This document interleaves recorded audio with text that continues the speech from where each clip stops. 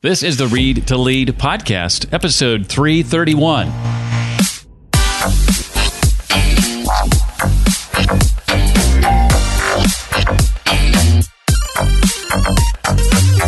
Some people are victims and they're just curling up, and other people are saying, look, I didn't ask for COVID-19. I don't want to be here, but I'm not going to sit around and wait for someone to help me. I'm going to go out and make it happen. Hi, and welcome to the podcast dedicated to your personal and professional growth. It's the Read to Lead podcast. My name is Jeff, and I'm here because I believe that if you want to achieve true success in your business and in your life, then intentional and consistent reading is a must.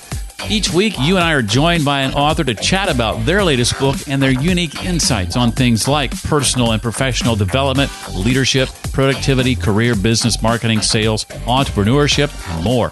Today, we get to learn from former Disney executive Dan Cockerell, author of the book, How's the Culture in Your Kingdom? Lessons from a Disney Leadership Journey.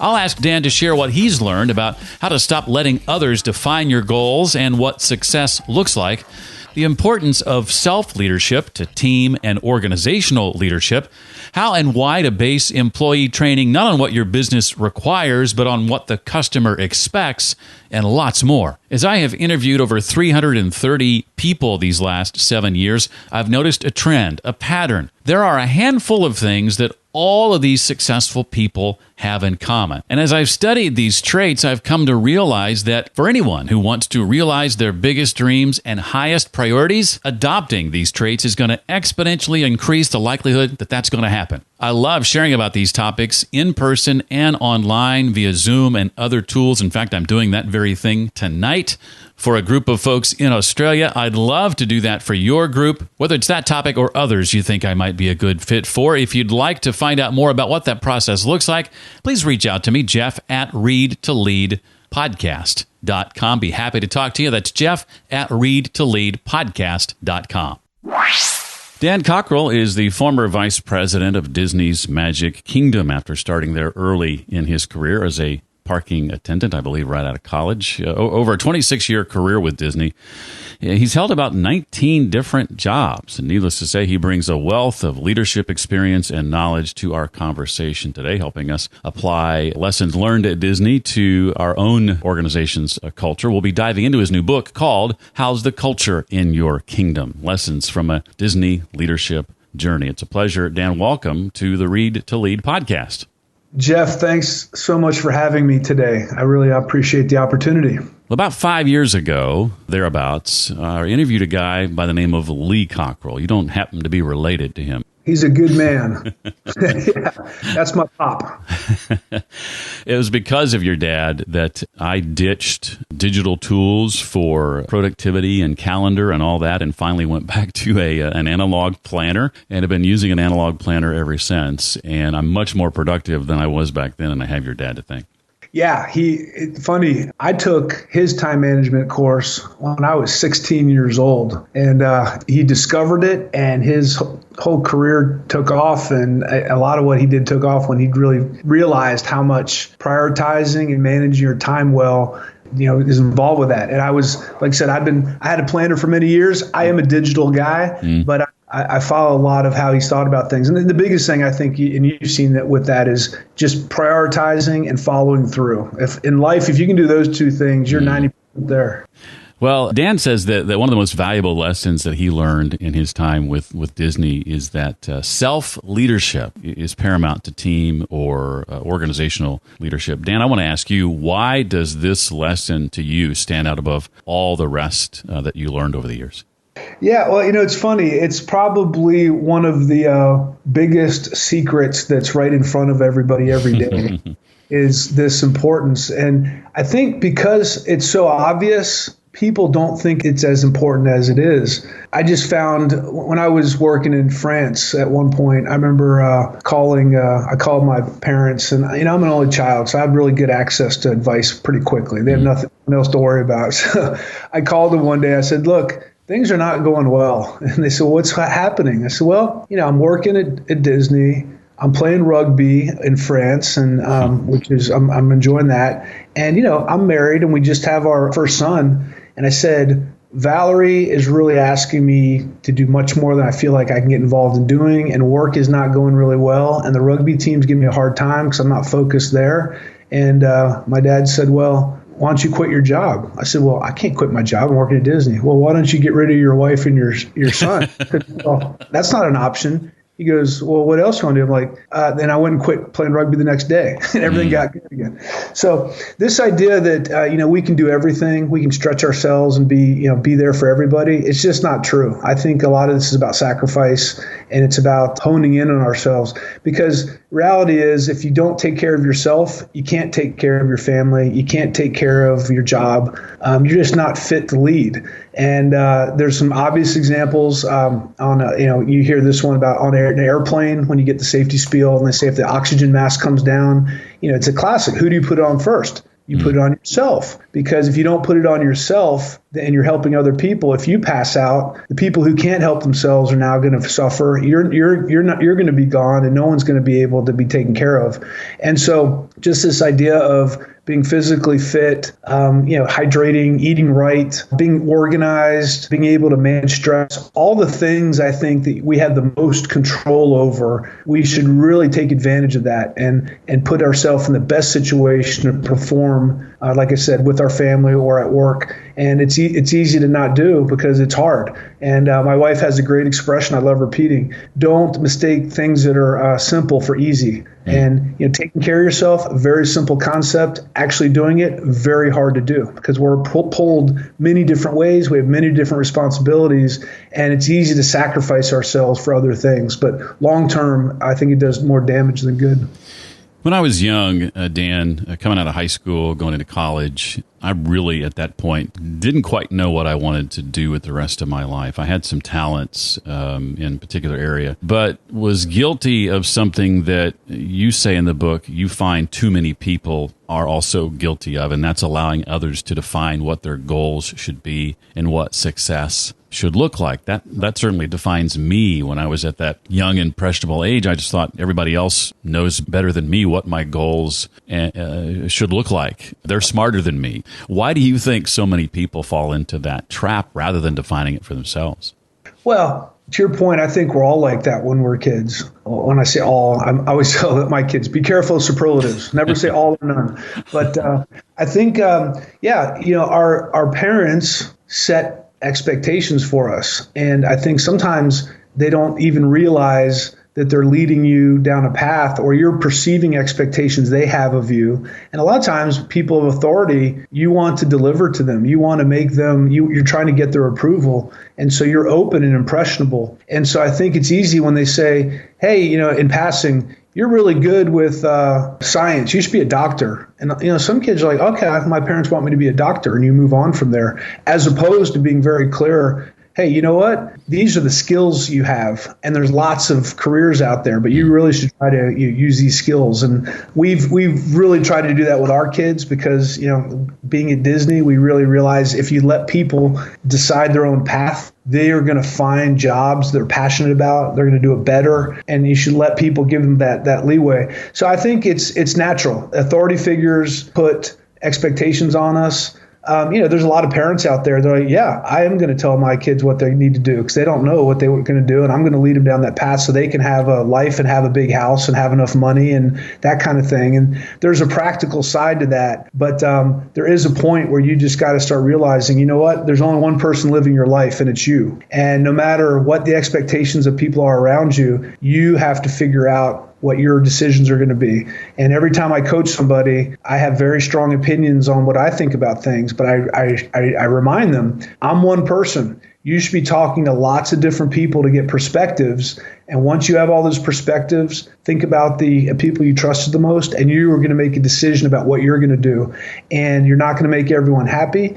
Your decision isn't right or wrong, but it's your decision, and it's going to lead you down the whatever path you're going to go down. Run your own race. And I'll tell you, I dealt with that for years, and I know our kids do that. Sometimes we have to reassure them, look, guys, we don't have any expectations for you except to be happy in life. And by the way, to be happy in life, you usually have to really work really hard and become disciplined. So there's no free ride. We don't have a profession you should be doing. We're not going to judge you on what you do. Go out and do something that you're going to live a fulfilled life.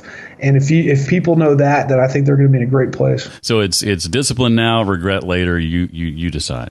Right. Well, something we told our kids in school, they said, why are you always on us about our homework and this? And it's like, gosh, let us live our lives. I said, look, we have no expectations for you except to be happy. But you're making decisions now you don't realize is impacting the future. So we are going to stay on you to a point where you're going to reap the benefits or suffer the consequences of what happened till now. But you don't know enough yet. So we're not telling you what to do. We just want you to have options later. And later you'll make those choices.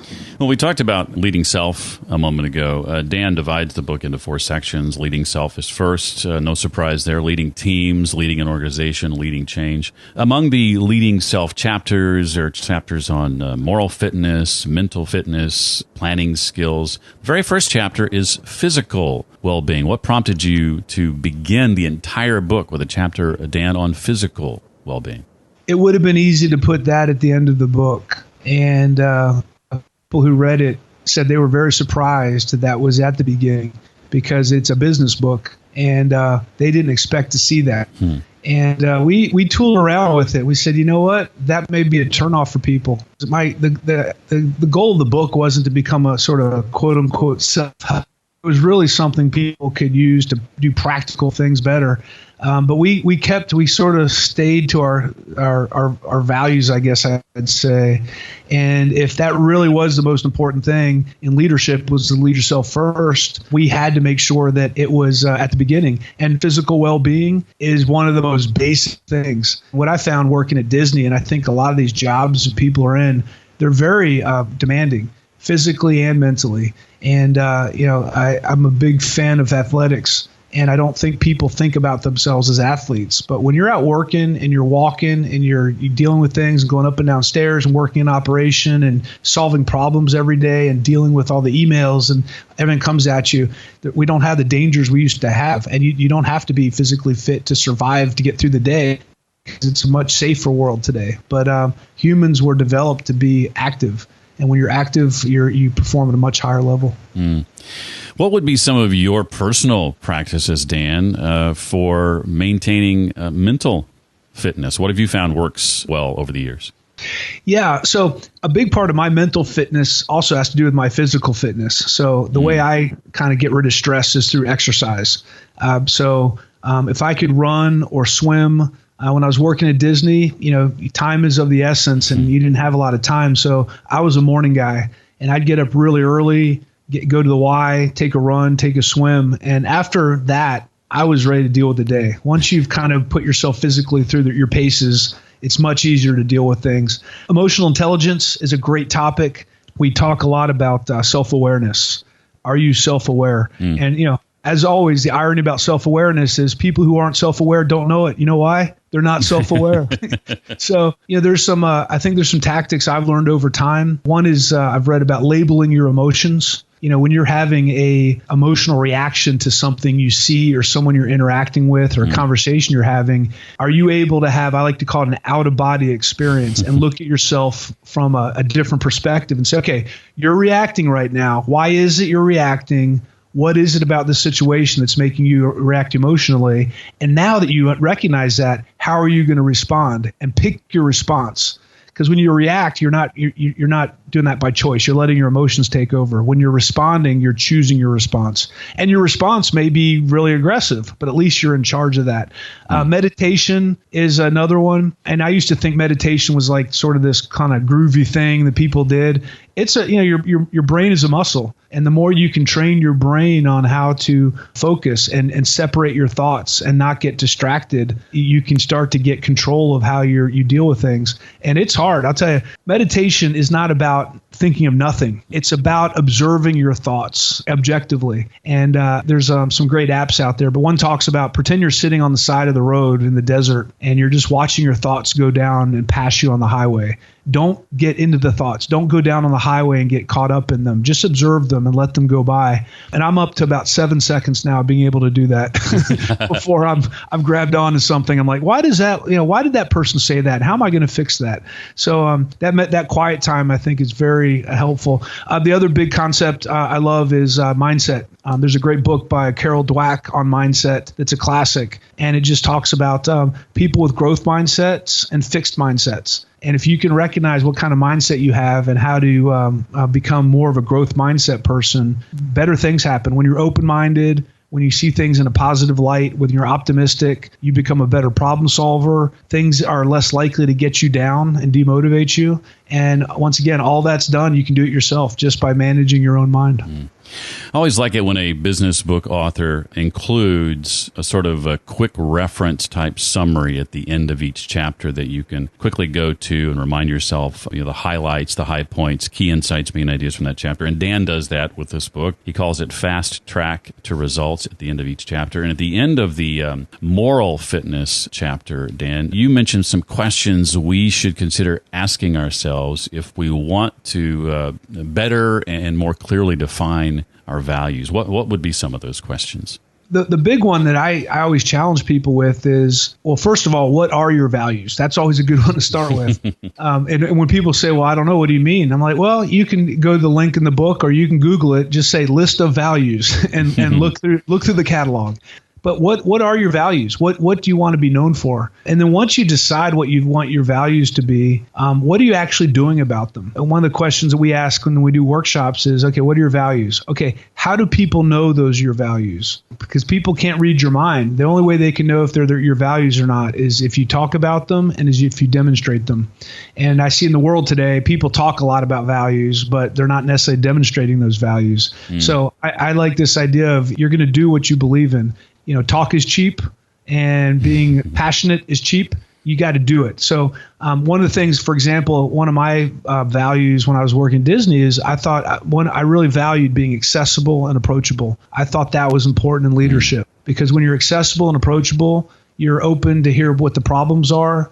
You can hear what's going on. You can support people. You can use your authority to fix things. And so I looked at my calendar, and everything I did was about being accessible and approachable. My assistant and I had an agreement. She was not the gatekeeper. She was there to enable people to talk to me and interact with me, and she had to make sure they felt welcome. I had a confidential voicemail number. Anyone at the Magic Kingdom could call me confidentially and leave me a message.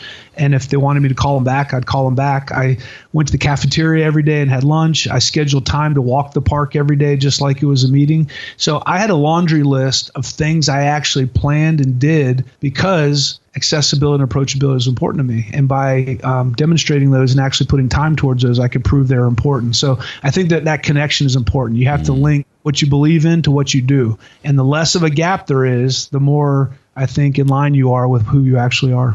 Dan, with that confidential number that anyone could reach you at, what did you do to ensure your direct reports, who may have had those people answering to them, how did you ensure that they didn't feel like you were giving those that answered to them a way around them? Yeah, I'll tell you, it's a great question. And it's a classic in big organizations, well, big and small. There's the chain of command. You don't talk to your boss's boss. You talk to me, I talk to them. That's how it works. And I didn't believe in that. I said, look, we all have to be communicating. It's a big, complicated place. And first of all, I had to let my direct reports know my intent. I said, my intent is not to find out things you're not telling me that are broken in your operation and try to penalize you for those. My intent is to use my authority, my title. There's only one vice president of the Magic Kingdom, to help people, encourage them. They're not going to tell you everything, but I want them to tell one of us. I love them to tell us before they tell Channel 9 News or the Orlando Sentinel or Snapchat or Facebook or Twitter or whatever social platform it is. So the big thing for me was, hey guys, I'm another pair of eyes and ears here to help us make this place better. And I clearly put on those confidential voicemails, I would recommend you go to your leader first to try to take care of what you need to take care of. But if you feel like you cannot do that, or you've already tried and you don't have a path, then please, by all means, give me a call. And about probably 80% of the time, I'd call the person back. And sometimes I'd give them, I'd always call them back, but I'd most of the time, I'd give them advice on how to solve the problem they were calling me about. it's easy to say, well, I'm the vice president, I want to be the hero. I didn't want to be the hero because people don't want someone solving problems for them. They want to solve their own problems. And so when they called me and said, well, my boss doesn't like me and they're not being fair. I said, well, have you brought it up with them? Well, no. Well, why would you call me and not talk to them? Well, because I don't know how they're going to react. I said, look, go talk to them. I really do think it's a misunderstanding. It may not be, but I think it is. Go work it out with them. And if they're not interested in working with you or you don't think it's being resolved, give me a call back and I'll get involved and help you out. And most of the time they call me back and say, Dan, you're right. I got the courage to talk to them. It was a misunderstanding. Or, yep, they were not teaching me, but I told them this is what I was experiencing and they've changed. And then every once in a while they'd say, I talked to them and they told me to go away. I said, well, okay, I'll get involved now. So there's still an accountability there. But yeah, it's a very, you have to be careful when you're making that yourself that accessible and make sure you don't alienate your team, because I wasn't there to solve all the problems, but I certainly wanted to make sure there was in a place that has 12,000 employees, there's always going to be something to fix. And I want to make sure that there's a direct line to someone who can get involved and kind of cut through all the bureaucracy and make things happen. Well, I think the key lesson there, as I listen to you respond to that question, is that approachability and better they come to you than social media or the local news with some sort of problem that hasn't been properly addressed. Well, if you don't plan the life you want, you will live the life you get. That's a quote that begins chapter 4 of Dan's book. Dan, who is it that taught you that concept, and how have you managed to apply it to your life? Yeah, that's Lee Cockerell, my dad, and he has said that quote many times. I think a lot of it comes back to the beginning of our conversation around time management. People become victims. They're out of control. They feel like they're letting everyone else control their time, and they're just reacting to everyone else's priorities. And if you take that approach and just let life kind of herd you along, you're going to end up doing whatever life takes you. And you're not, it's kind of, think about a rudder on a boat. If you don't have a rudder, you're just, the wind and the currents are going to push you where they want to push you. And you got to get a rudder, and you have to decide, I know where I want to be and I know what I want to do. And you have to make contributions to that. And I think a lot of people, and I was this way, sometimes they say, well, look, I got so much going on right now. I'm not in control, and I'm just trying to keep my head above water. And in a few months, I'll really go after this. But right now, I just got to be in battle mode and deal with everything. I got my kids. I'm working. I'm just trying to get things checked off my to-do list every day, much less control what's happening. But over time, when you can start to tackle small things and take control over small things, it really gives you a changed mindset, and it makes you feel like more in control that, you know what, I had a win today. I wanted to take control of that, and I did it. I just heard a speech by an admiral. He said, you know what I'll ask you this. What's the most important thing you should do after you get up in the morning? I would say make your bed. You're exactly right. You make your bed. I want to be organized. I want to have a sense of control. I get up, I make my bed. I've now done something. I took control over a situation, and people laugh. They're like, "What situation?" I'm like, "Well, not having the discipline to make your bed," because those little behaviors lead to other behaviors. And after a while, you start saying, "You know what? I'm going to live my life with intent. And if I want to be fit, I'm not just going to make excuses every day. I'm going to find time to do that. And if I don't find a time to do that, then I should be ready to not have a good physical fitness. And there's going to be a consequence to that. But you can't be a victim. And I don't care what situation you're in. There's always a million excuses why you can't do what you want to do. But at the end of the day, it's your life. And you'll either decide that you're going to go after things. And once again, it's a dilemma. This is not easy. There is no right solution. But you just got to take all the things in your life, prioritize them, and decide that you are going to take control of the situation, not be a victim. I'm seeing that during this COVID-19 thing. I see some managers at Disney, they're calling me and they're like, I'm at home. I didn't get my unemployment check yet, and life is terrible. I don't want to, we're going back. And I have other people calling me saying, I'm at home. I didn't get my unemployment check, but I decided to make hair wraps. I learned how to sew. I'm putting them on Etsy. The first week I sold 1, and now I sold 5, and I think the business is picking up. Other people are saying I'm volunteering. I don't know what to do right now, so I'm going to help others. It's making me feel better. So it comes back to that mindset. Some people are victims and they're just curling up, and other people are saying, look, I didn't ask for COVID-19. I don't want to be here, but I'm not going to sit around and wait for someone to help me. I'm going to go out and make it happen. My 88-year-old mother-in-law in France, she's sewing masks every day. and sending them out to nurses and sharing them with people. She mailed us a big box of them. She's like, you know what? I'm going to contribute. I was in World War II, so COVID-19, hold my beer. I can handle this. And so it's incredible. And so, an 88-year-old woman should not be in the position to be able to help anyone necessarily. She said, I don't care. I'm going to go do it because I can. So it's mindset. I began 2020 with a plan to do more in-person workshops and more public speaking.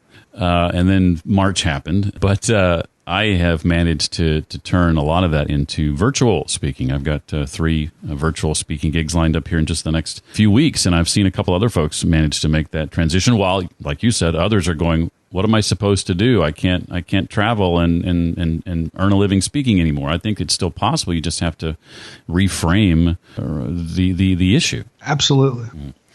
Well, what are some ways you've managed to build strong relationships with both your direct reports and your various bosses over the years? You've hinted at some of these, but I'd love to know maybe some more of the nitty-gritty things that you've done to just really build strong relationships with everybody that you come in contact with. Sure. Once again, I think this is intent. Relationships, communication, these are all these intangible things that people have trouble defining.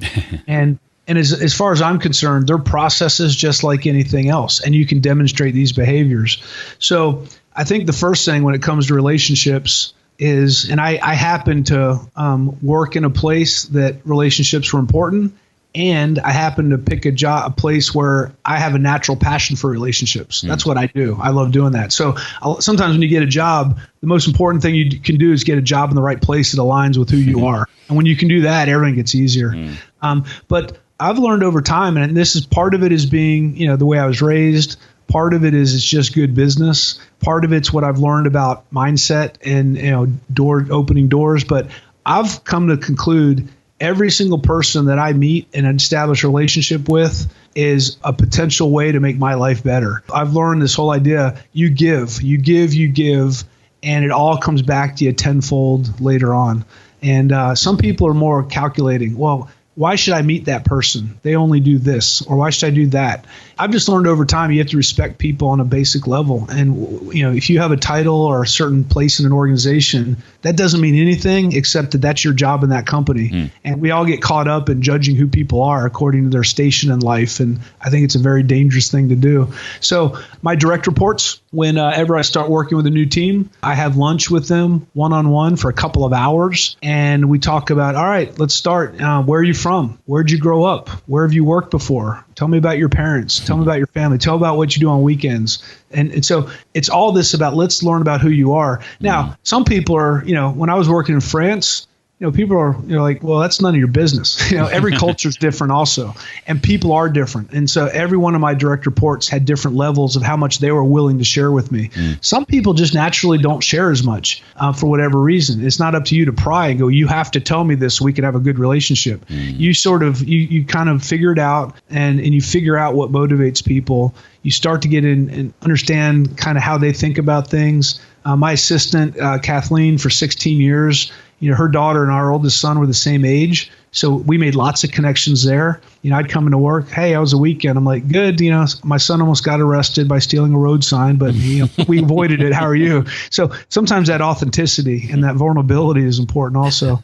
So that was an important piece. I would make sure I took time to have sort of the icebreaker when I talk to my people. Because a lot of businesses, you get in a meeting, all right, everyone, let's go through this list of what's due today. So wait a second, how about you ask everyone how their weekend was? Or I had an agenda item in my staff meetings called exceptional moments. I kicked off every meeting with an exceptional moment. We took 5 minutes. If you have had an exceptional moment in your personal, professional life, let's share it. Some people would say, well, we hit 100% of our safety target at this restaurant, and it was the first time we've done it. Everyone would clap. That's great. My son just got his driver's license. That's fantastic. So just take time to celebrate people individually.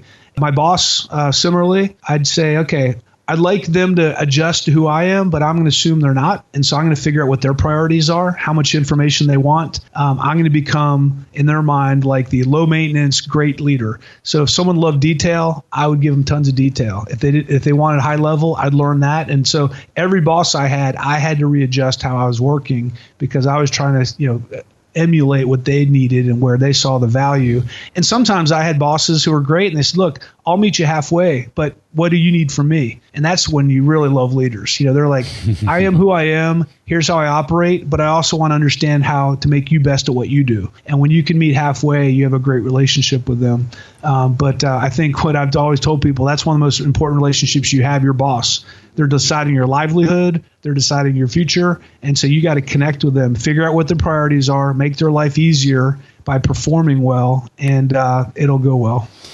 I've read my share, certainly, of books on culture, Dan, and I think a lot of people would agree that if you want to learn about culture, you could do a lot worse than learning from someone who worked at Disney for 26 years. What has your time at Disney taught you specifically about selecting and training new talent? I like how you view training as an investment, not an expense, for example. Yeah, absolutely. So we worked closely Disney for many years with the Gallup organization. And I had the opportunity to go to Lincoln, Nebraska back in 1997 when I had been with the company maybe 6 years, and went through their training. I'm a big fan of Strength Finders 2.0 and the assessments they do.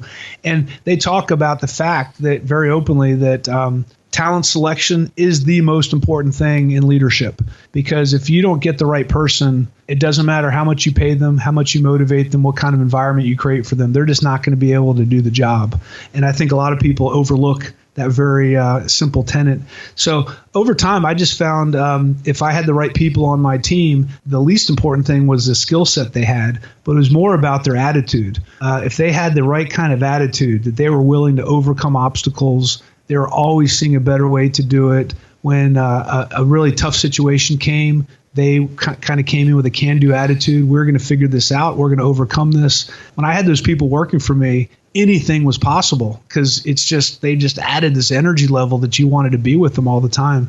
And what I found is in my later years, when I started getting more responsibility, it gets to a point where you cannot be omnipresent and you cannot know everything that's happening. And so you start to have to, by just necessity, trust other people's judgment and trust they're spending their time in the right places, and trust that you have the right people on your team. Because, the Magic Kingdom operated 365 days a year, 15, 16 hours a day, 20 million people visiting. You cannot micromanage that environment. You have to get the right people in and then let them do what they do and be comfortable that their decisions, because you're on the hook, you're the captain of the ship. And every day they're loading people in attractions or cooking food, and you're hoping you hired all the right people that understand how serious their responsibility is to take care of other people. So I like to say that I controlled nothing at Disney. I influenced everything, because you don't control people. People decide if they want to be great or how good they want to be on their own. You can only have so many policies in place and so many accountabilities before you just got to trust that they're going to do the right things. And the sooner you learn that, the better. So that talent selection is key. Well, sticking with the training aspect for just a second, Dan, talk a bit about how you committed to basing training on the experience the customer expects and not necessarily what the operation requires. I found that particular section of the book helpful. It's funny how we do that in a lot of companies. At Disney, we have traditions. So when the first day of work, you spend a whole day at Disney University learning about creating magic and creating happiness, and the traditions and heritage of our company and the responsibility of our reputation and our brand. And then you bring people in the operation and you go, okay, here's the button you hit for coffee, and here's how to take the money. And then all you do is talk about tactical things. And the fact that people have to have both. They need to know how to do the job. They have to have competencies to do the job. But the way we looked at it at Disney, we said, look, when you come in here, you're going to have two different levels here, purpose and role. Your role is going to be different. You load people on Pirates of the Caribbean, you park cars, you're the vice president, you're an accountant, but our purpose is all the same. It's to make sure every guest has the best vacation they ever had.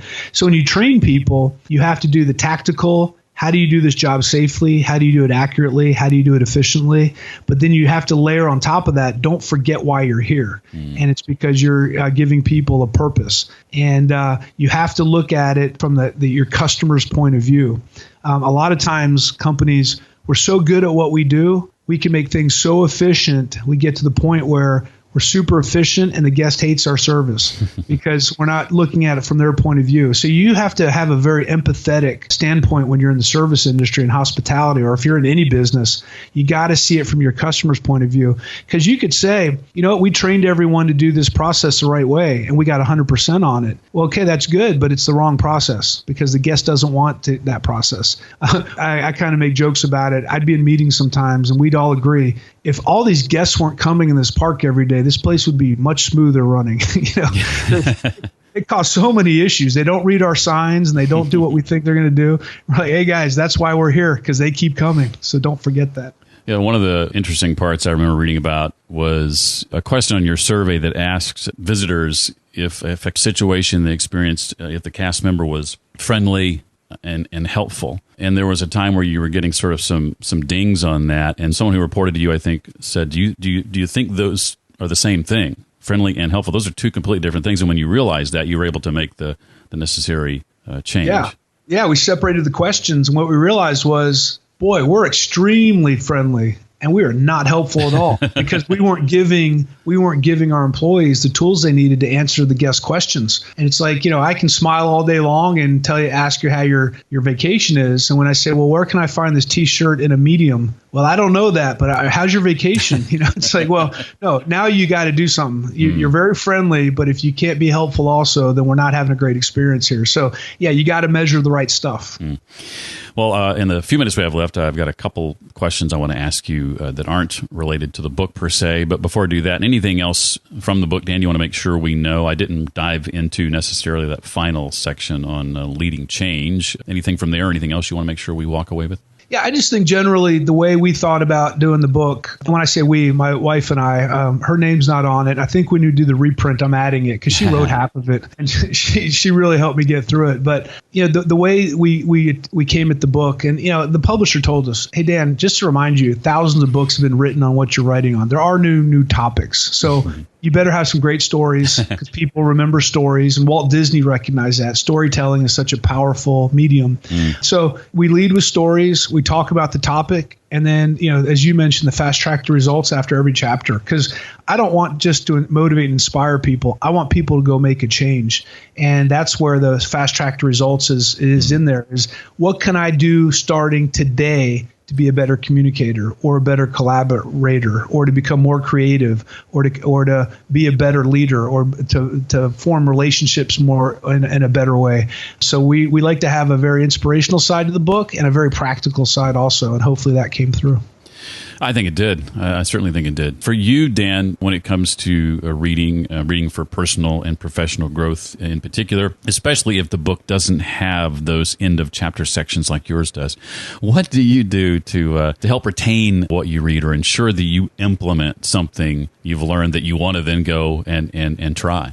Yeah, it's very simple. I'm a big, there's all kinds of planning tools and checklists and things we have. But when I'm trying to create a new habit, I use technology. So I'll put it on my calendar. And so when I was working at Disney, for example, recognition was something I knew was important. But I knew it was something that I would overlook because I get so busy. You just forget to thank people who are doing a great job. And so I would have on my calendar every week, a few days a week, who have you recognized today?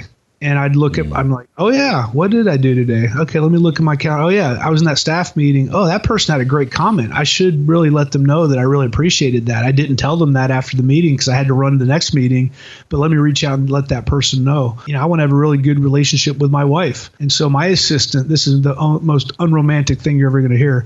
She randomly put on my calendar every quarter, send Valerie flowers. It'd pop up my calendar. I'd send her flowers. And of course, she'd have a friend or two come over for lunch. Where'd those come from? Oh, Dan sent them. What happened? I don't know. Maybe he's going to tell me tonight. But I'd get home and she'd say, what's up with the flowers? And I'm like, I just want to let you know I love you. And so it happened. If I never told her it was on my calendar, because that would have been like, but the point was, I created a new behavior and a new habit because I was intentful about doing it.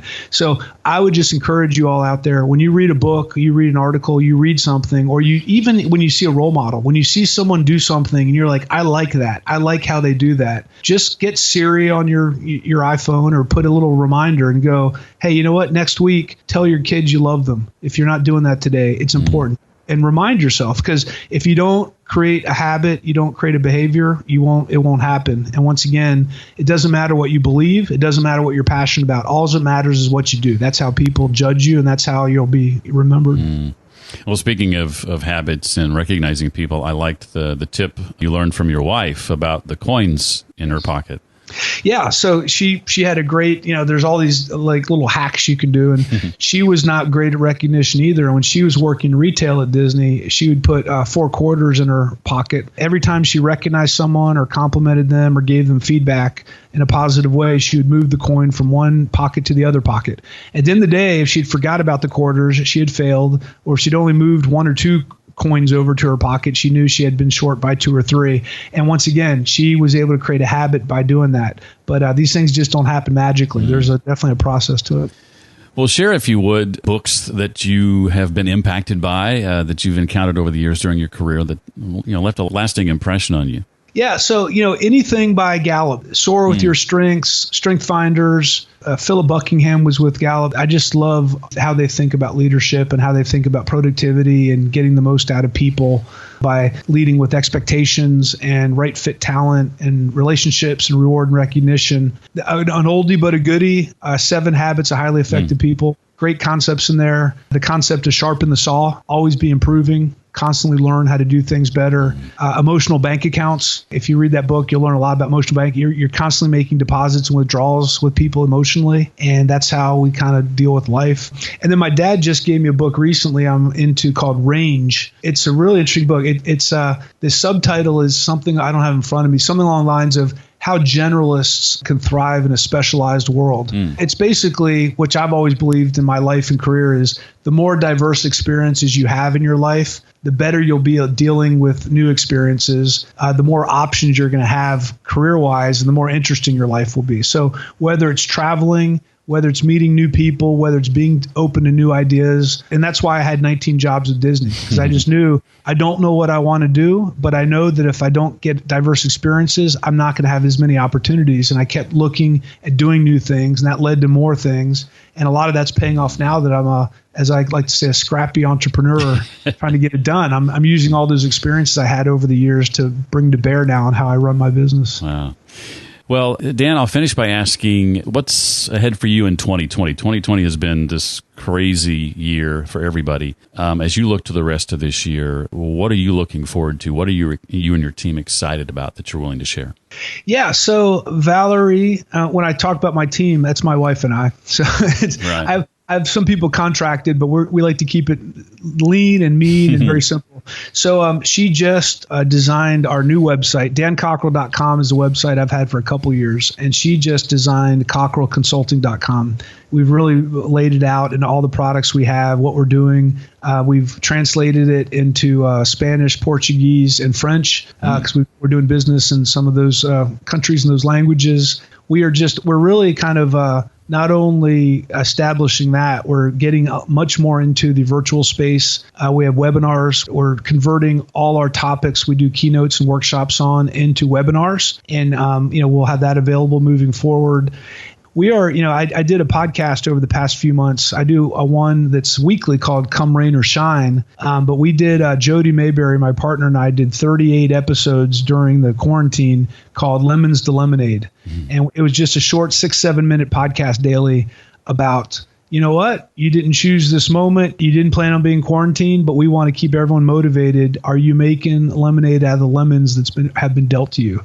And kept people motivated through that. So Valerie and I are, like I said, we're making lots of contacts. We work internationally. The book is out, and we're just going to keep growing the business from there. She's working on a book right now. A big part of the theme is going to be, how do you raise your kids and how do you lead your team, and how many things are so similar there. So I think that's going to be a huge success when she gets done with that. Well, you mentioned Jody Mayberry. I'm so glad you did. Jody was responsible for introducing me to your dad and, of course, for connecting us as well. And I'm so glad that he took the time to do that we both have him in our in our camps, so to speak. So thank you, Jody. Jody knows everybody. And I'll tell you, Jody and you are now at the top of my list of the best podcast voices. He does have a great voice, doesn't he? Yes, he does. I love hearing him say my name. He says it as sweetly as anyone I can think of. That's right. Except for maybe my wife, most of the time, anyway. The book, again, is called How's the Culture in Your Kingdom? Lessons from a Disney Leadership Journey. Dan Cockerell, thank you so much for being our guest. It was a pleasure having you here, and we appreciate you taking time. Thanks, Jeff. Thanks for having me, and everyone be safe out there. I've gone ahead and created a page on my website dedicated to this episode. There you'll find links to both Dan's consulting website and his personal website, as well as the books and other links he mentioned. All of that can be found at readtoleadpodcast.com/331 for episode 331. To inquire about me speaking to your group or organization, whether in person or virtually, you can reach out to me directly, Jeff at readtoleadpodcast.com. I look forward to hearing from you. That's also the address you can write if you have questions, comments, suggestions, or feedback for the show. Again, Jeff at readtoleadpodcast.com. Thank you so much for listening to the Read to Lead podcast, and specifically this episode. I hope you got as much value from listening as I did from interviewing and talking with Dan. Well, that's going to do it for this week. I look forward to seeing you next time. Until then, remember, as always, leaders read and readers lead.